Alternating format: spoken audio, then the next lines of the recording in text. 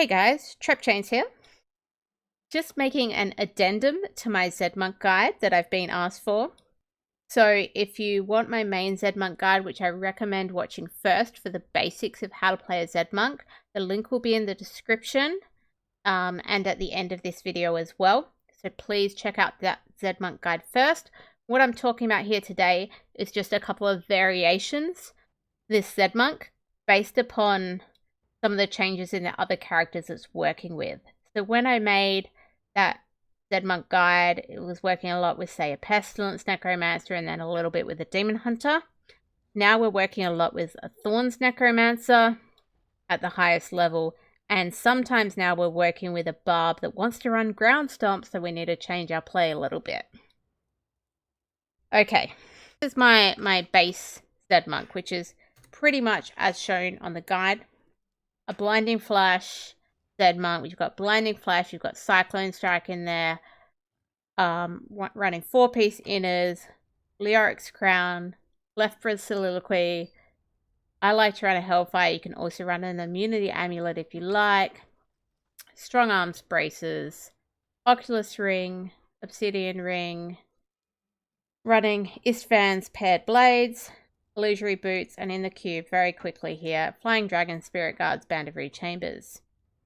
With skills, as I've just mentioned, quickly showing the skill screen here. If you want more detail on this in full, please check out my actual primary zMonk guide. Okay, so what's changing? So when we're running with a Thorns Necromancer, CC is basically really bad for us to be doing. They only need CC at a very specific time, and they need to be able to save it up for their Land of the Dead and the like. Also, unfortunately, Cyclone Strike does not proc Strong Arm Braces. So this is really important because we want this damage boost from our Strong Arms. So we need to incorporate another skill to work with those braces.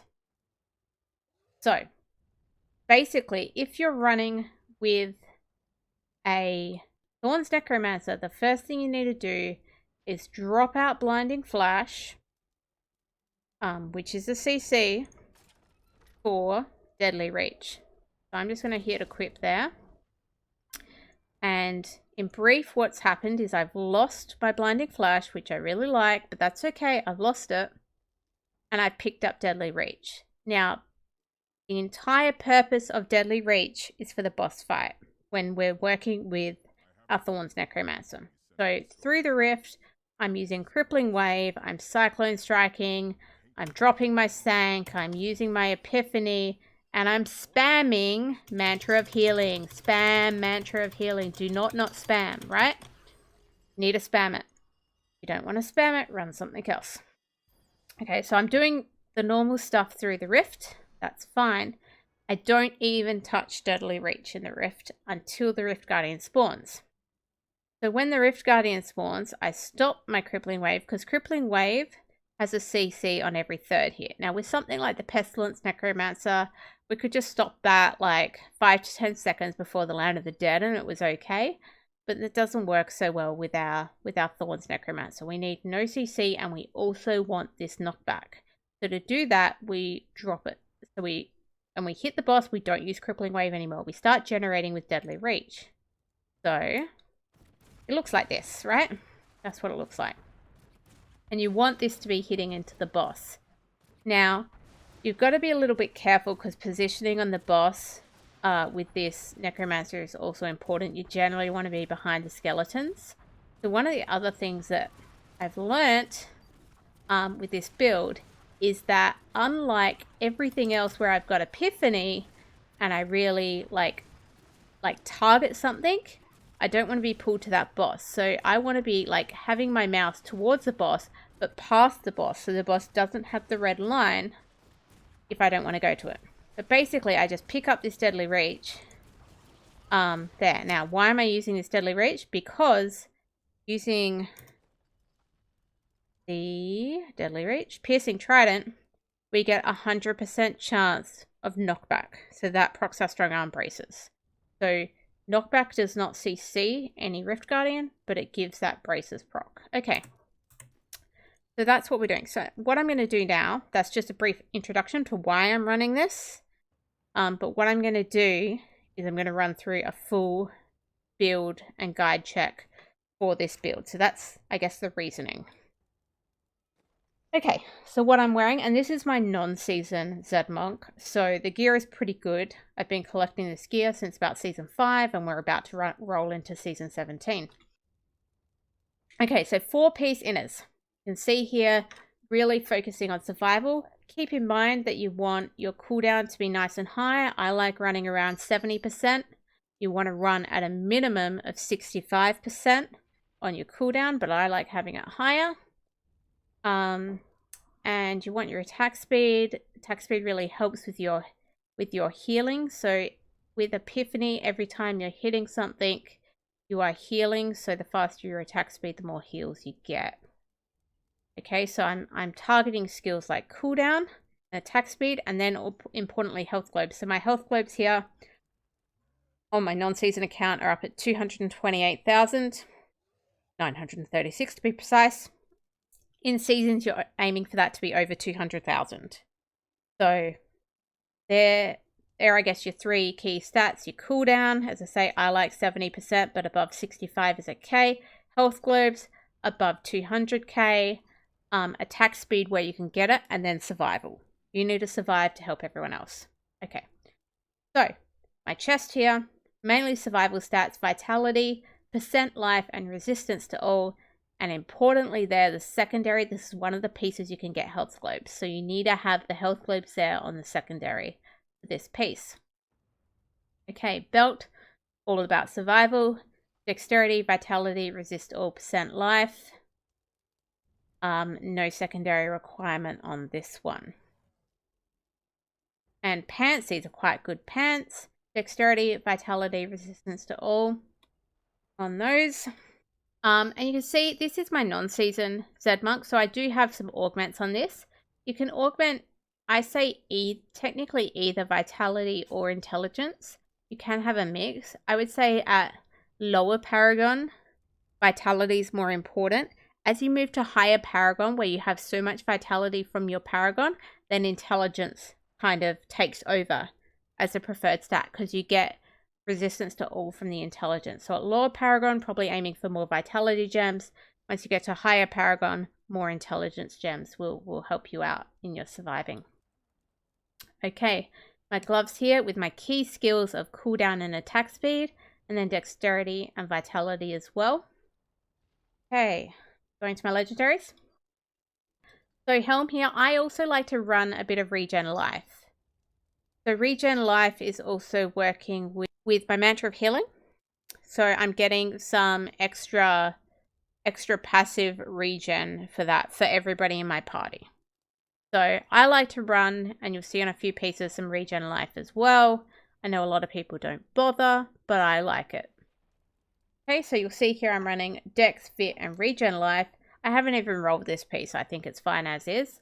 With a secondary resistance, which is helpful where you can get them if you don't have a resist or roll. And importantly, on a Leorix, you really want that orange stat to be as high as possible. So you can see here I've got 100%, which is the max. And typically you really need to be running 95% plus 100 if you can. Okay, left for the soliloquy. So I'm running on these, and I like these a lot because they've got Dex, Fit, Regen, and I like my regen, and cooldown. Although that said, while I do like my regen, a resistance to all would be very beneficial there. So Dex, Fit, Resist all, cooldown would be fantastic rolls. Importantly, again, this is one of the places you can get secondary health globes. So you can see there I've got a nice health globes roll, and the secondary on this is a range secondary, 40 to 50%. So the higher in that range when you're running Cyclone Strike, the better. My braces. Let's see how much I like regen. Hey. So when you're running something like Strong Arms, which come on different characters, it's typically beneficial for you to get some intelligence in places instead of dexterity, because you'll have, you know, more dexterity inherent elsewhere, for example, on your inners pieces, so your intelligence is giving you resist all. So I'm running this with intelligence, vitality, resistance to all, and life per second. It's nice. Strong Arms, again, you want your orange stat as high as possible. I think the standard range is 20 to 30%. This isn't showing it to me because it's the primal.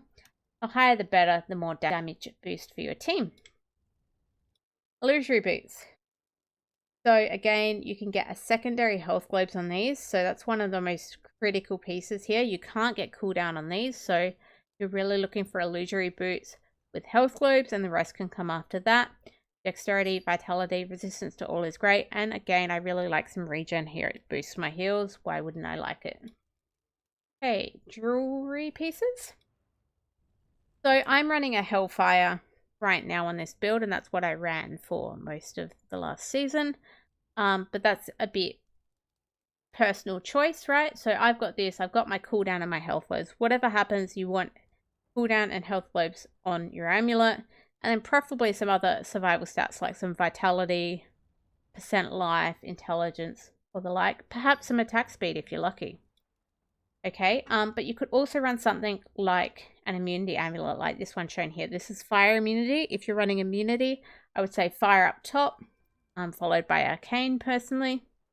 But again, you can see importantly there, I've got both cooldown and health globes, and then dex and fit. So that's quite a nice amulet if you want to. But for right now, note that my amulet here, my Hellfire, has near-death experience. So that's one of the 5 passives that I want to be running on this build. So keep in mind I have passive near-death on my amulet right now. Okay. Oculus ring. So here again, all your jewelry, you really want the cooldown and the health globes. So cooldown, health globes, and then other survivability stats is preferable. On this one, not technically that great. You know, I've got some resistal and some regen life. I'd love some vitality or percent life.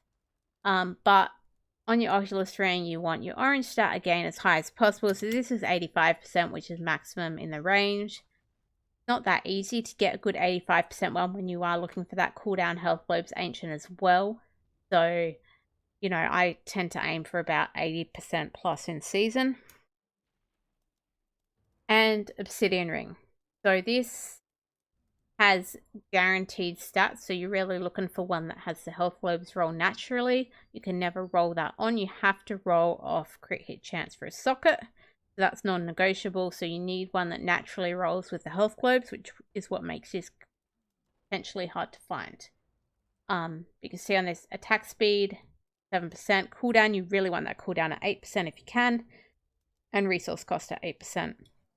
So yeah, in order of, I guess, requirements, health globes comes first because you need it on there, right? Then cooldown comes second, closer to 8, then attack speed, then resource cost last.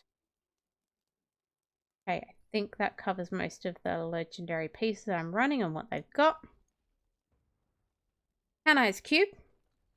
I'm running their Flying Dragon, and that's for that chance to increase my attack speed when it comes up. See, I suddenly start going faster soon. There we go. That's Flying Dragon kicking off there with how fast I'm going. Right, so that's going to give you a lot more healing. Again, every time you're hitting something, your epiphany, there we go, found it, is healing. So attack speed equals more heals. Spirit Guards. So you can, the strong arms and spirit guards are interchangeable. You could wear one and use the other depending on what you've got best. I've just got some very nice strong arms there, so I've got spirit guards in the cube. But if you have great spirit guards, you can put the strong arms in the cube. That's fine. And I personally like Band of the Reed Chambers. I know some people like to run like an immunity amulet in there, and that's fine. That's their choice. I like Band of Reed Chambers to give me more spirit generation. So that's what I run. Okay. Legendary gems. I'm running Esoteric Alteration. I love Esoteric Alteration. I'm not sure why I wouldn't. It gives me 60% non-physical damage reduction. So I personally run this. Some other people will run this one, Gogok of Swiftness there. That's their personal choice. But I personally like Esoteric. So I always run Esoteric on my zMonk. Running Efficacious Toxin. You only need this at rank 25. You're just trying to unlock that all enemies you poison take 10% increased damage from all sources and deal 10% less damage. So it's a buff for your team. Ice Blink. Again, you only need this to level 25. You're just trying to get to that enemies you chill have a 10% increased chance to be critically hit. And you're chilling lots of stuff when you're hitting it normally with Crippling Wave. Okay. One thing I forgot to mention, I'm just going to throw it in now, is I do have this knockback to hit on my Slanderer. And while that's technically not great during the Rift necessarily, sometimes when you're running this, particularly if you don't have Piercing Trident, it can be actually considered desirable to help proc Strong Arms a little more. So just keep that in mind, that I do have that knockback on hit there, as opposed to my normal no CC on your weapons. Knockback on hit is kind of considered okay. Standard gems, cooldown in the helm, you're not going to get to your 70% without it, so you definitely need that. I run resistance to all in my armor pieces and life per hit. And weapons. Okay, skill screen. So, keep in mind, this is the build that I did my 150 on, right? So this is what I was running when I was running with that Thorns Necromancer. So Crippling Wave Tsunami, this is just like always. Every third hit is freezing enemies as well, but it's chilling and it's proccing your Ice Blink. That's great. Cyclone Strike Implosion is pulling mobs, and we'll talk more about that soon. Inner Sanct, Temple of Protection. Keep this on your wizard. You need to have enough cooldown so you never lose this. And you need to be staying with your wizard. So that's one of the things you really need to focus when you've got Epiphany on, you know, not moving. Epiphany, Soothing Mist. So this will pull you to mobs, keep that in mind, but it's lots of healing when you've got that up, and healing everybody within 30 yards. Magic Time of Need. Spam it. So this, you've got your passive, which is increased, as I said, by your life per second, which was one of the key reasons I run life per second. But you've also got your active, which is every time you actually press it, can't really see me behind the skill screen, it's putting this shield on. And this shield is increased by your health load bonus. So that's one of the bonuses of your health load bonus there. Your other health load bonus comes into your Epiphany heals increasing by your health load bonus. So your health load is important both on Epiphany and on your Shield of Mantra of Healing, but you need to spam that shield, because even if yours shows it's still active, it might be off on the wizard or something. Deadly Reach Piercing Trident, as I said, only for the boss. It's a generator that doesn't freeze anything, right? So we don't want to be hitting Crippling Wave on the boss because we don't want to freeze it. But it does have this knockback effect, and you can't knock back the Rift Guardian. So the Rift Guardian is not going to have any CC reduction from it, but it is proccing your Strong Arms. So more damage, everybody's happy. Okay. So passives here, keeping in mind I have a near-death experience on my amulet. I also have Resolve, Critical. Reducing enemies' damage, that helps your whole team survive. Beacon of Atar, cooldown, really important. Chant of Resonance, you need this to spam your mantra. So do use Chant of Resonance. Now your last slot, if you happen to have 5 slots like I have right now, it could be Unity. I like Unity. Gives everybody a bit of a damage boost. But your other option is an attack speed passive. So you can run Unity like I'm running if you like. Or you can run something like Alacrity or Seize the Initiative, wherever it is. Generally, Seize the Initiative is taken as preferable, but otherwise Alacrity. Or run Unity like I am. Okay. Paragon. So, Paragon, importantly, you can have all your points in here, but no Paragon in area damage. Don't do that. Don't make people mad. Defense, all points in. Offense. You can have all points in, like some of these aren't doing much, but it's not harming anyone. Critical hit chance and critical hit damage don't matter, but cooldown and attack speed certainly help you. And then in core, everything in maximum spirit, everything in movement speed, and I personally just throw the rest into vitality. Okay, so that's what I was running in my GR150. And as I say, the key change is that I've lost Blinding Flash for Deadly Reach Piercing Trident. The rest is pretty much the same, but I thought I'd just recover the gear.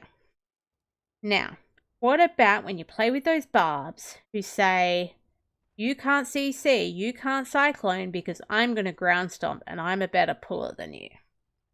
Normally I don't like those barbs. So I say even in my 150, I was running Cyclone Strike.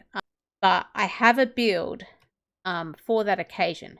Now normally, keep in mind, these barbs who probably haven't played much Monk will say, hey, I know, you should run Tempest Rush Flurry. And look, I don't like Tempest Rush Flurry. So run Tempest Rush Flurry if you want to, but I disagree with it. And I disagree with it because if I'm running Tempest Rush Flurry, let me go hit it, I'm moving. I'm trying to keep my Sank nicely on the wizard, and I'm having to move around in all these mobs with Tempest Rush Flurry. That's annoying. It makes it very hard to keep track of everything if I'm moving all the time. So I say that's a bad idea. Now, why you want something like Tempest Rush Flurry in there, though, if you're losing Cyclone Strike, is you need to keep up your cooldowns. Right? And you've got things like Obsidian Ring, reducing the remaining cooldowns of one of your skills by 1 second when you hit with a resource spending attack. Tempest Rush costs resource. So if you're removing Cyclone Strike, which also costs resource, by the way, so this is where we were with Cyclone Strike, it costs 50 spirit. You want something else that you can hit, which is going to proc your Obsidian Ring, basically. So last season, having tried Tempest Rush and hating it because I didn't want to move, and I know how to not move with Epiphany. I just need to target one mob right next to me, and typically I won't move. Or as I say, on the boss, you know, stand behind, you target past it, and as long as there's no other mob there, you're not moving to it. So what I needed to implement was a skill that cost spirit, didn't have too long a cooldown, but I could occasionally hit to keep proccing Obsidian Ring. So what I've gone with, and what I guess I'm going to say I recommend instead of the bad Tempest Rush, is Exploding Palm. So when I'm running with one of those painful Z barbs that demands no CC, this is what I run. So my gear doesn't change, right? So I've just been through it. I'm not going to go through it again. My gear is exactly the same. All I've done is remove Cyclone Strike and put in Exploding Palm. The flesh is weak. So this is just going to apply, and it's not like an Uliana's version where it goes everywhere and causes lag. So keep that in mind. It's not going to go everywhere. So it's not too laggy. You're just applying it on just the enemy that you're like pointing at. And that gives that light enemy 15% more damage. Fine, but importantly, it costs 40 spirit. You can hit it relatively often, and it's going to work with your Obsidian Ring to give you your cooldowns needed. Okay, so that's what I run when those barbs demand that I can't Cyclone. I can still stay in one spot this way. I can throw a few Exploding Palms out. They don't cause much lag because there's only a couple of them. And yeah, that's what I recommend. Okay, but yeah, nothing else changes. Just the one skill goes to Exploding Palm. The flesh is weak. I'm still running full inners. I guess the other thing to mention with this, and I didn't do this last season, is that your left with Soliloquy basically become useless because you remove Cyclone Strike, right? So I'm not getting that protection from left with Soliloquy anymore. So you might want to consider some other shoulders there. You still want to make sure they have cooldown and health globes. So Pauldrons of the Skeleton King would be good ones to have. Okay, so these ones, Pauldrons of the Skeleton King, right? But you would need them to have that health globes and cooldowns. So any Pauldrons of the Skeleton King I had last season, just I didn't have those rolls on them. So you might want to consider these in your shoulder slot if you move to that Exploding Palm instead of Cyclone Strike, just because it gives you that little bit more survivability by giving you a second cheat death. So there you go. That's the variations that I've been using for pushing on my zMonk. Keep in mind the main zMonk build guide has not changed. It will be linked in the description. and linked at the end of the video. This is just an addendum to add in those changes that I've been using for pushing. So most of the other stuff, when we're just running general GRs, like not actual pushes, I still run my standard blinding flash style build. It's just when we're working with that Thorns Necromancer, we need to make sure that we've got deadly reach. And then when we're working with some barbs that want to ground stomp and don't like cyclone, then as I say, I personally prefer to throw in that exploding palm. Thank you very much for watching, and GG.